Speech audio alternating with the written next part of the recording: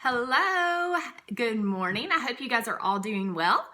Hey, at this point in your business, we know you've probably been handed a few, if not a few dozen, objections. Okay, at this point, you've probably talked to several people about product and hopefully also about the business, and you've heard your shares of no, or I'm not interested, or you've heard crickets. We want you to know that is 1000% normal. It's happened to all of us. You are not doing anything wrong. That's just the way it goes. And I'll tell you, I was one of those people. I ignored, I rejected, I had absolutely no interest whatsoever in the business or the products. And so don't take it personally, okay? I know that sounds like such great advice that you're like, yeah, right. How am I not supposed to take this personal? A great analogy that you may have heard is think about a waitress at a restaurant.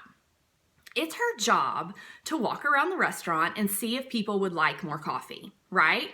To refill coffee cups, to offer coffee. That is their job. And sometimes people say, no, I don't need any. I'm good. Thank you.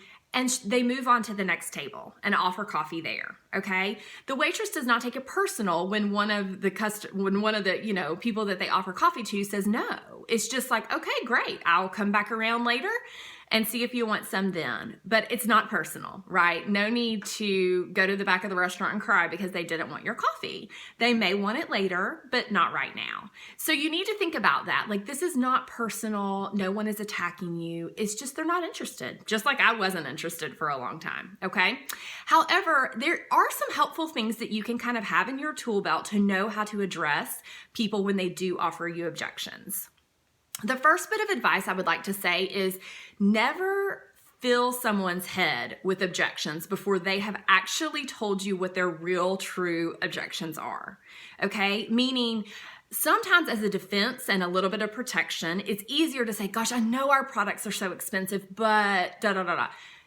If they're not thinking about that, if that is not a concern of theirs, there is no reason for you to plant those ideas in their heads. So number one is listen to your customers or to your possible business partners. You want to hear what their true fears or objections are before you fill their head with a million things they either should be concerned about or are probably concerned about, okay? So listen to them and get to know them so that you can know how to best address these, okay? Listen to what is legitimately an objection of theirs before you give them plenty of objections to have, okay? So know your customer, know what their objections are.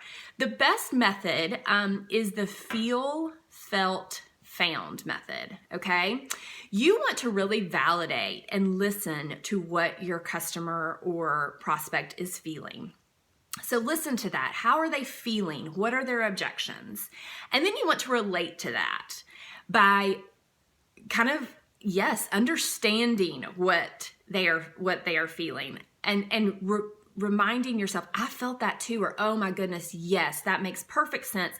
My experience was this, and then you move into found. However, I have found. So an example of this is you have a customer who is I just don't have the money for this. This is too expensive. So you could say, girl, I know, I understand. I felt the same way. I thought that it was crazy that I was going to spend $150 on my skincare. However, what I have found is this $150 is a great value because it will last you this long. If you break it down by day, it's this much, and it works. You can easily spend this much at the drugstore buying a whole bunch of junk that sits in the bottom of your drawer, and it doesn't work. But our products work and people love them. And so it is a good value. And so you kind of listen, acknowledge, validate what they feel. You don't want to make them feel silly for feeling that way, but then tell them you relate to that, but this is what I have found, and tell them then the truth. A lot of times people are spinning on things and we don't equip them with good realities to go back and think on, okay? Or good rebuttals to actually give them some true things to think about instead of the things that they have formulated in their head, okay? So you want to tell them, give them things to think about that are actually your experience. And if you don't have personal experience to use, like if you don't have anything to say, but I have found this, use someone else's story. So if somebody's saying, I don't have time, I am so busy, you can say, I know, there is nobody sitting around with tons of extra time. But I have found that I'm able to work this business like at traffic lights and gymnastics practice. But if this person wouldn't relate to what you have personally found, use the story of somebody who they would relate to. You could say, but you know, there's a girl on our team who is a full-time, lawyer, and she has been able to work this in. She's a huge corporate career, but she has, she says the busier you are, the better you are, so that you can use what you have seen just as much as what you have personally experienced, okay? So use other people's stories in those ways. So number one, you want to really listen. You want to be able to relate to what the person is feeling and then give them some tangible experience that you have either seen or experienced yourself. A lot of times problems that people have, they spin on those, and we don't do a good job as consultants giving them another perspective to focus on, okay? So an example for that would be if they're thinking it's too expensive, I like to kind of give them an analogy of something else they spend $100 on and don't think about. You spend $100 on a pair of jeans that you wear once or twice a week, and that's no big deal. But you won't spend $100 on your skincare that's going to take care of your skin that you're going to have the rest of your life. Now, you might want to soften that a little bit, or use you spend $40 getting your nails done every 2 weeks.